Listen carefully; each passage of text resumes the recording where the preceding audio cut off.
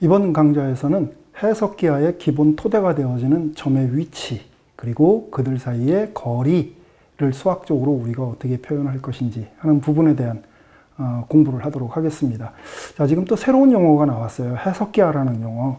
자, 우리가 중학교 때 내용을 한번 좀 살펴보면 중학교 때 기하, 즉 도형을 공부를 했을 때 그 도형을 우리가 논증기하라고 공부를 했습니다.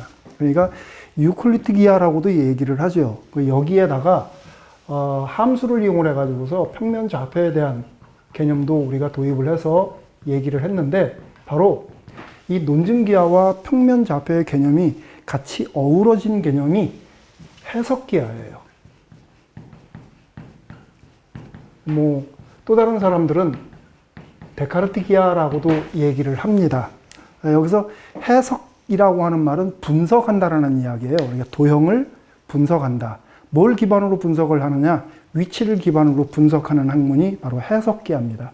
앞으로 우리가 고등학교 과정에서 배우는 모든 도형, 기하들은 이제 해석기하를 기반으로 공부를 하게 될 거예요. 우리가 해석기하라는 것은 우리 일상생활에 아주 깊숙이 자리 잡고 있어요. 우리가 대화를 할 때에도 이제 그런 것들을 찾아볼 수가 있는데, 예를 들어서 여러분들이 교실에서 공부를 하고 있다고 생각을 한번 해보세요. 공부를 하다가 지우개를 땅에 떨어뜨렸습니다. 근데 나는 그 위치를 못 잡았는데 친구가 지우개가 야, 저기 있다, 저기 있다 이렇게 얘기를 해주는 경우가 있어요. 그러면 위치를 정확하게 얘기를 안 해주니까 나는 못 찾겠죠. 그런데 또 누군가는 야, 너 왼발 앞에 1m쯤 떨어진 곳에 한번 봐봐. 이렇게 얘기를 해주게 되면 지우개의 위치를 정확하게 파악할 수 있는 거죠. 그러니까 이것이 바로 해석기하입니다. 어떤 한 기준점을 중심으로 해가지고서 도형을 분석하는 그런 분야. 그러면은 일단 제일 먼저 우리가 점이라고 하는 것에 대한 위치부터 얘기를 꾸려나가야 되겠네요. 점의 위치를 우리 어떻게 표현을 할 것인가 하는 거. 자, 우리 실수 A가 있다고 합시다. 그냥 막연하게 그냥 실수 A 그래버리게 되면 얘가 지금 어떤 값인지 대충의 값은 알고 있으나 도형적으로 어떤 의미가 있는지는 잘 몰라요. 그래서 얘를 일직선상에다가 이렇게 실수 일직선상에다가 원점을 기준으로 해서 이게 양수라면 여기에 음수라면 원점을 기준으로 왼쪽에 표기를 하게 될 거예요. 그래서 이 위치가 만일에 저 A 값의 위치라고 한다 그러면 이렇게 표기를 해주고, 점의 위치를 표기해 주기 위해서 대문자를 이용해서 이렇게 표기를 합니다. 그러면 점 A는 원점으로부터 양의 방향으로 A만큼 떨어져 있는 값이다. 이렇게 읽어나가면 되는 겁니다. 간단하죠? 기존에 우리가 중학교 때 배웠던 평면좌표의 개념과 크게 다른 바 없습니다. 그러면 평면 위에 있는 점에 대해서는 어떻게 얘기할 거냐? 자, 평면이 있는데, 자, 평면 위에 점 A가 있다고 합시다. 평면 위에 점 A. 그러면 이것들은 우리가 어떻게 또 해석기하 방식으로 표현을 할 거냐? 자, 여기에 A라는 점이 있다고 합시다. 근데 이 A라는 점을 표기하는 데 있어서 아까도 얘기했지만 기준점이 상당히 중요하다고 얘기를 했어요. 그래서 이 A라는 점이 여기를 기준으로 해서 원점이라고 합시다. 여기에 있다. 그러면 저것을 어떻게 표기를 하느냐? 이렇게 표기를 합니다. 이렇게 축을 하나, 실수축을 하나 얘기를 하고 간단하게 X축이라고 합시다. 여기서는 실수라고 얘기했는데 실수축. 그 다음 여기에 Y축, 역시 실수축입니다. 이렇게 표기를 해주고서 원점에서 오른쪽으로 A만큼, 그 다음 위쪽으로 B만큼 떨어진 위치에 A가 있다라고 한다 그러면 이렇게 A와 B를 순서쌍의 형태로 묶어줌으로 해가지고서 점 A의 위치를 명확하게 표시를 할 수가 있게 되는 겁니다. 됐습니까? 직선 위에서 그 다음에 평면 위에서 하나의 점을 표기하는 방법 참 단순하죠. 자, 이렇게 표기를 하는데 그렇다라고 한다 그러면 두 번째로 이 점들 사이의 거리는 어떻게 표기할 거냐? 점 사이의 거리 한번 따져봅시다. 일단은 직선 위에서 한번 얘기를 해볼까요? 자, 직선 위에 두 개의 점이 있다고 합시다. 이렇게 직선, 실수 직선, 그냥 간단하게 X축이라고 합시다. 이랬을 때 여기에 A라는 점이 있고, 자, A라는 점 2가 있고 B라는 점 6이 있다고 합시다. 이랬을 때 이 둘 사이의 거리는 어떻게 될까? 이 거리는 어떻게 우리가 계산을 할까? 통상 기준점이 있다면 기준점을 기준으로 해가지고서 거기까지의 거리의 차를 생각을 하죠. 그러니까 원점으로부터 여기까지의 거리에서 원점으로부터 여기까지의 거리를 빼줌으로써 우리가 원하는 이 거리를 계산할 수 있는 겁니다. 그래서 선분 AB의 길이는 6에서 2를 뺀 4다. 이렇게 얘기를 해주면 되겠죠. 그죠? 그러면 만일에 이번에는 이런 경우 한번 생각을 해보자고. 자, 이렇게 실직선이 있는데 원점이 여기에 있어요. 그리고 A라는 점이 여기에 있는데 B라는 점이 또 이번에는 여기 있다고 한번 생각을 해봅시다. 이랬을 때 B로부터 A까지 이 거리는 어떻게 될까? 그러면은 그림상에서도 지금 나타나고 있지만은 기준점을 기준으로 오른쪽으로 이만큼, 왼쪽으로 6만큼 요 거리를 합쳐주면 되는 거죠. 그래서 우리는 선분 BA의 길이는 6만큼 떨어져 있고 오른쪽으로 2만큼 떨어져 있으니까 전체적으로 8만큼 떨어져 있다. 이렇게 얘기를 해주면 되는 겁니다. 그렇죠? 그런데 수학에서는 모든 상황들을 일반적으로 하나의 정의로 또는 정리를 해둬야 될 필요가 있어요. 얘는 지금 보면 이때는 6에서 2를 빼고 이때는 빼는 게 아니라 보태는 작업을 했네요. 일반적이지 못하죠. 그래서 우리 이렇게 얘기를 합니다. 얘를 조금 일반화시켜서 자, 실수 직선 위에 x축이라고 합시다.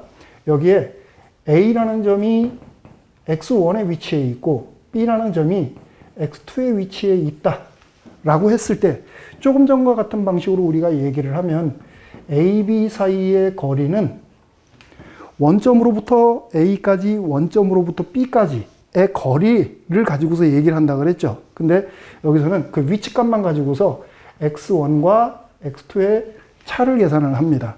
그러면 얘가 음수가 될 수도 있고 양수가 될 수도 있어요. 지금 우리는 거리를 얘기하는 거니까 항상 양의 값이 되어져야 되겠죠. 그래서 이렇게 절대치를 씌워주게 되면 우리는 A, B 두 점 사이의 거리를 표시할 수 있게 되는 겁니다. 됐습니까? 그러면은 여기 상황을 한번 좀 보세요. 여기서 지금 바라다 보면 얘하고 얘하고의 좌표 위치를 가지고서 차를 생각하면 이렇게 되어지는데 그거에 절대값으로 계산한다라고 얘기를 했으니까 4 만들어지게 되네요. 적용이 되어지는 거죠. 그 다음에 두 번째 같은 경우에도 자 마이너스 6에서 2를 빼요.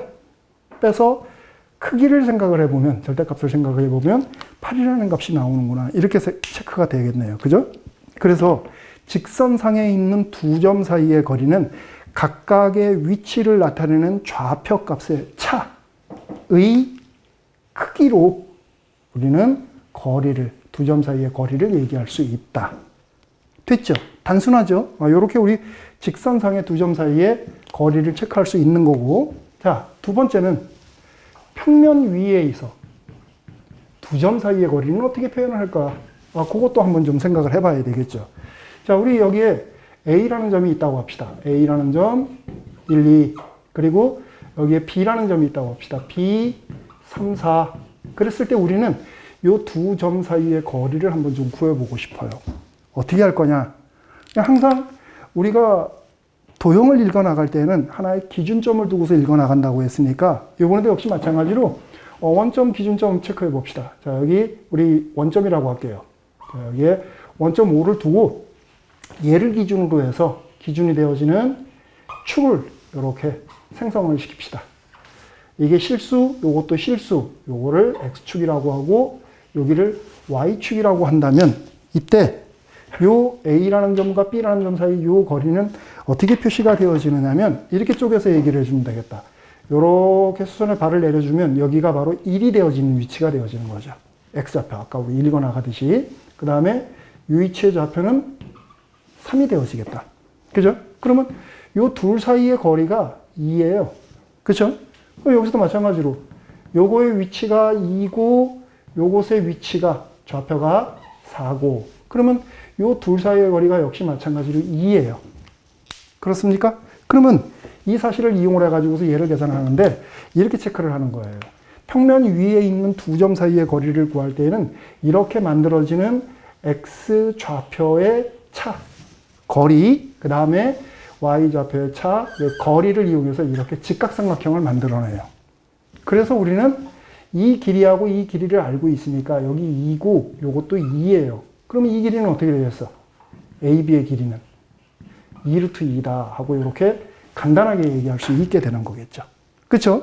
평면 위에 있는 두 점 사이의 거리는 이렇게 피타고라스 정리를 이용해서 얘기를 꾸려나갑니다. 그러면 얘를 좀 일반화 시킵시다. 자, 일반화 시키는데 여기에 A라는 점이 있고 X1, Y1이라고 하고 여기에 B라는 점이 있는데 X2, Y2라고 합시다. 그러면 이때 이 두 점 사이의 거리는 어떻게 계산을 할 거냐? 조금 전에 얘기했던 대로 X좌표에 의한 또 Y좌표에 의한 선분의 길이를 가지고서 직각삼각형을 만들어줘요. 그러면 이때 요 길이는 X좌표의 차니까 X2 X1의 절대값 이렇게 써주면 되겠다. 그쵸? 그럼 여기는 Y좌표의 차 요것의 절대값 이렇게 써주면 되겠죠. 그러면 요 선분의 길이 나타났으니까 빗변의 길이 얘는 피타고라스 정리에 의해서 AB 선분의 길이는 X2 X1의 제곱, 절대치의 제곱을 써줘야 되는데 어차피 제곱을 시키면 절대치라고 하는 것이 무력화되죠. 그러니까 이렇게 써주면 되겠어요. 그리고 Y2 Y1의 제곱의 루트 이렇게 써주면 되겠죠. 그래서 일반적으로 우리가 이렇게 평면상에 있는 두 점 사이의 거리를 계산을 할 때는 순서만 맞춰주면 돼요. 2, 1, 2, 1. 여기 2, 1, 여기 1, 2 상관없어요.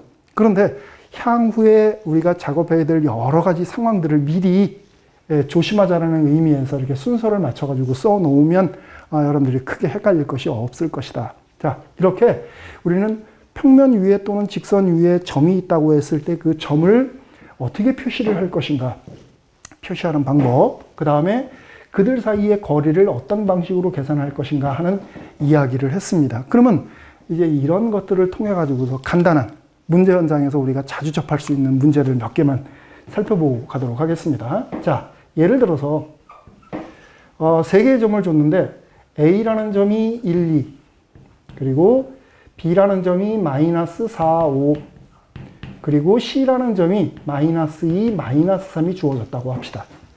이랬을 때 이것으로부터 생각할 수 있는 삼각형 ABC는 어떤 꼴일까? 이런 거.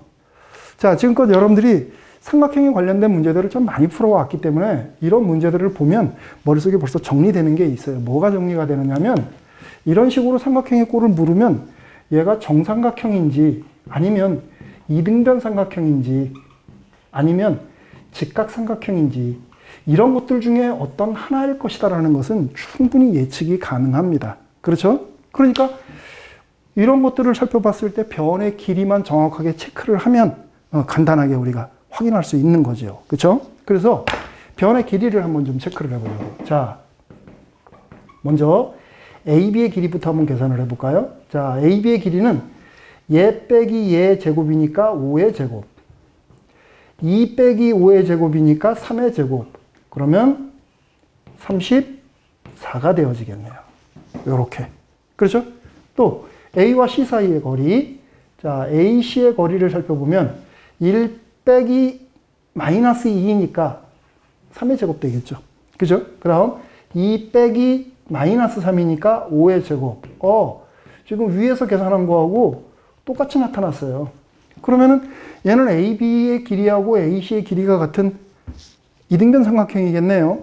그런데 정삼각형도 이등변 삼각형의 일부입니다.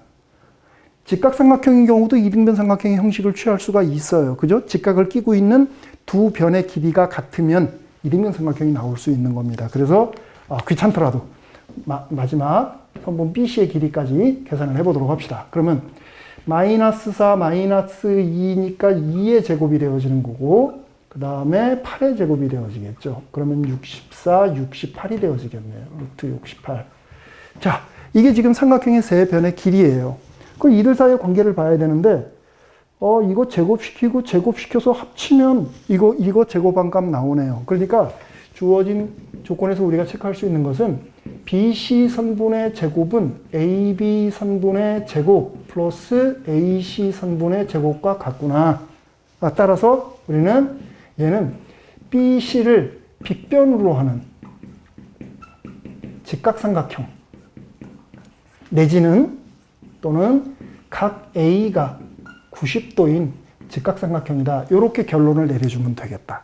됐습니까? 이렇게 우리가 점의 위치만 가지고서 삼각형의 꼴을 그림도 없이 이렇게 해결할 수 있는 것은 바로 해석기하라고 하는 그 기반이 있었기 때문에 이런 것들이 가능해지게 되는 겁니다. 됐습니까? 자, 그러면 하나 더, 또 문장 현장에서 자주 접하는 문제. 자, 두 번째 예문입니다. 두 번째 예문은 A라는 점을 0, 3으로 할게요. 그리고 B라는 점을 5, 2라고 하겠습니다. 2. 자, 두 개의 점을 주고 그 다음에 또 다른 점 P를 하나를 생각을 합니다. 자, 이 점 P는 X축 위에 있다고 합시다. 이렇게. 그랬을 때 A와 P를 연결한 선분, 그리고 P로부터 B까지의 선분의 길이의 합이, 두 개의 선분의 합이 최소가 되어질 때 그 값은 얼마일까? 선분의 길이의 합의 최소값을 계산을 해보래요. 일반적인 논증적 방식으로 대충 그림을 그려가지고서는 파악할 수 있는 상황이 아닙니다. 그래서 이 같은 경우에는 그 상황 파악을 위해서 좌표 평면 위에다가 이 그림을 한번 좀 그려볼게요. 그러면 이렇게 합시다. 여기 X축, 원점, Y축. 자, A라는 점이 0, 3이래요. 자, 이 위치 우리 A라고 그럴게요. A, 0, 3. 그 다음 B라는 점은 5, 2네요. 그러면 여기쯤 있나요? 자, B라는 점 5, 2 이렇게 됐어요. 자, 그리고서 P라는 점이 이 X축 위에 있습니다. 자, P라는 점이 여기 있다고 합시다. P. 그랬을 때 우리가 할 일은 뭐냐면 A에서 P를 연결한 이 선분, 그리고 P와 B를 연결한 이 선분, 이것의 최소값을 구하는 거예요. 근데 일반적으로 우리가 두 점 사이의 거리를 구할 때에는 그냥 선분으로 쭉 이어버리면 되는 거죠. 근데 얘는 지금 어떤 점을 거쳐서 가요. 그러니까 이 선분의 형태가 일직선의 형태로 될 수 있는 작업을 해줄 수만 있다라면 얘기는 단순해지는 겁니다. 그래서 이렇게 생각을 한번 해보는 거예요. 자, A라는 점을 여기다가 대칭 이동을 한번 시켜봅시다. 자, A 다시라고 그럴게요. 그리고 0, 마이너스 3 이렇게 되어져야 되겠죠. 그죠? 요 길이가 지금 3인데 양의 방향에 있다가 음의 방향으로 옮겨진 거니까 이렇게 되어지겠네요. 그러면 A-로부터 P라는 점까지의 이 거리와 이 거리는 어때요? 같은 거리가 되어지게 되는 거죠. 그죠? 그러니까 우리가 현재 지금 구하려고 하는 AP 선분과 PB 선분의 길이는 이 그림으로 바라다 봤을 때 A-P 선분과 PB 선분의 길이의 합과 같아지게 되는 겁니다. 됐습니까?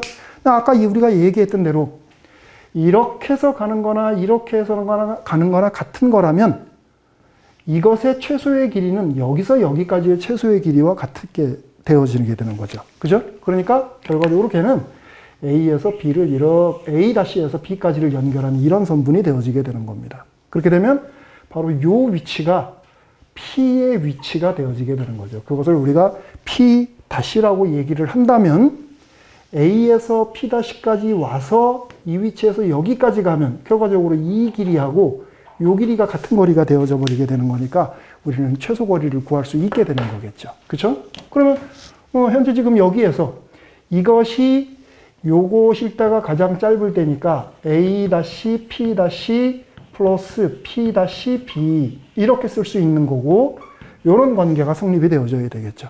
그렇죠? 그러면 얘는 뭐예요? 그림에서 보니까 결과적으로 A-와 B를 바로 연결하는 길이가 되어지겠다. 됐나요? 그러면 여기서부터 이 점으로부터 여기까지의 거리를 계산을 해주면 되겠네요. 5, 25, 5, 25, 5루트 2가 되어지게 되는 거죠. 얘는 5루트 2다. 이렇게 얘기를 해줄 수가 있겠다. 논증적인 방식으로 얘기를 꾸려나갔을 때 아주 어렵게 풀어야 되는 문제인데 해석기하를 이용하니까, 좌표평면을 이용하니까 이렇게 분석이 되어져가지고 간단하게 해결이 되어지네요. 자, 이해됐죠? 문제 현장에서 상당히 자주 나오는 문제입니다. 잘 봐두고. 자, 그 다음. 중학교 때 배웠던 삼각형의 성질들 중에 또 하나 중요한 게 하나가 더 있어요. 어떤 게 있느냐? 자, 삼각형 ABC가 있습니다. 자, 이때 선분 BC의 중점을 M이라고 할게요. 그랬을 경우 AB 선분의 제곱 플러스 AC 선분의 제곱은 AM 선분의 제곱 플러스 BM 선분의 제곱에 대한 합의 2배와 같다. 이런 거. 이거 가만히 보니까 어디서 많이 본 겁니다. 뭐죠, 이거? 기억나는 사람들이 있을 거예요. 바로 삼각형의 중선 정리죠. 자, 삼각형의 중선 정리. 또는 뭐라고 읽어요? 파푸스 정리라고도 하죠. 파푸스 정리. 그런데 삼각형의 중선 정리라든가 이 파푸스 정리라든가 하는 이런 용어는 우리나라나 일본에서나 통하는 용어입니다. 선진 외국에 나가서 얘기를 할 때는 뭐 선진국이 아니더라도 외국에서는 이렇게 얘기를 안 하고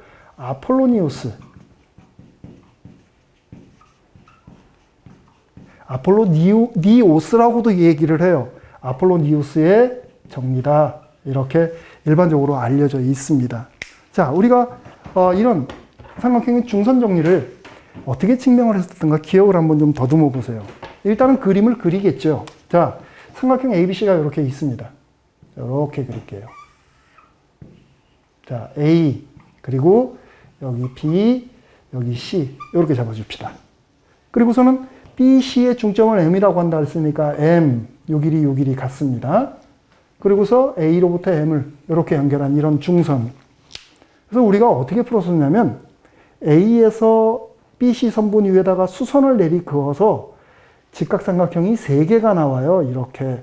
그 3개의 직각삼각형에 대한 변의 길이에 피타고라스 정리를 적용을 해가지고서 증명을 했던 기억이 납니다. 기억납니까, 여러분들? 기억이 나야 돼요. 뭐 새로운 거 배웠다고 해가지고서 기존의 것을 잊어버리거나 그러면 안 됩니다. 자, 그러면 우리가 이제 조금 전에 얘기했던 이런 위치 관계를 이용을 해서 얘를 어떻게 해결을 할 것인가 한번 좀 보도록 하겠습니다.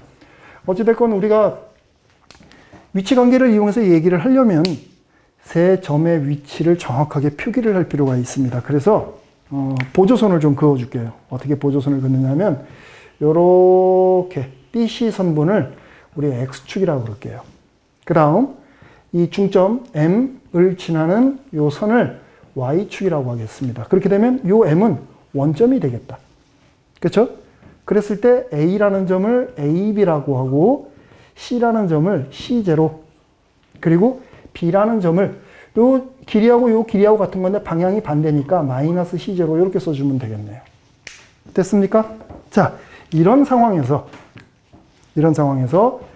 먼저 좌변부터 한번 좀 바라다 보세요. 자, 좌변의 식을 지금 바라다 보면 좌변은 AB제곱 플러스 AC제곱이에요. AB제곱이면 A 플러스 C의 제곱 플러스 B제곱이고 플러스 AC의 제곱이면 여기서 여기까지의 거리의 제곱이니까 A 마이너스 C의 제곱 플러스 B제곱 이렇게 되어지네요. 그죠? 한번 정리해 볼까요? 여기 A제곱 2개 나오고 B제곱 2개 나오고 C제곱 2개 나옵니다. 그리고 2AC 마이너스 2AC. 그러니까 결과적으로 얘는 둘의 A제곱, B제곱, C제곱 이렇게 계산이 되어지겠다. 됐습니까? 네, 같은 방식으로 우변의 식도 한번 좀 바라다 보는 겁니다. 자, 우변의 식을 바라다 보면 어떤가요? AM의 제곱, BM의 제곱이에요. AM의 제곱이면 거리의 제곱이니까 A제곱, B제곱 만들어지겠다. A제곱, B제곱. 그렇죠? 그 다음 BM제곱이면 여기서부터 여기까지니까 요 길이의 제곱이에요. 그러면 C의 제곱이 되어지겠다. C의 제곱. 그렇게 계산한 것의 2배. 이렇게 써놨더니 어때요? 얘하고 얘가 같다라는 사실을 확인할 수 있죠. 좌변과 우변이 같다. 그래서 증명이 끝난 겁니다. 이렇게. 이게 직접 유도를 하는 거는 우리가 할 일이 아니에요.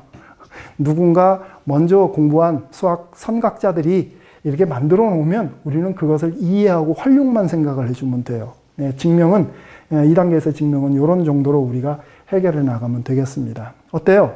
우리 오늘 점의 위치를 근거로 해가지고서 거리도 계산을 하고 그에 따르는 응용된 몇 개의 문제를 풀어봤는데 도형을 읽어나가는 상황 자체가 재밌죠? 그죠? 앞으로 우리는 이제 도형들을 좌표평면 위에서 이렇게 읽어나가게 될 겁니다. 자, 오늘 강의는 여기까지 하도록 하겠습니다. 수고했습니다.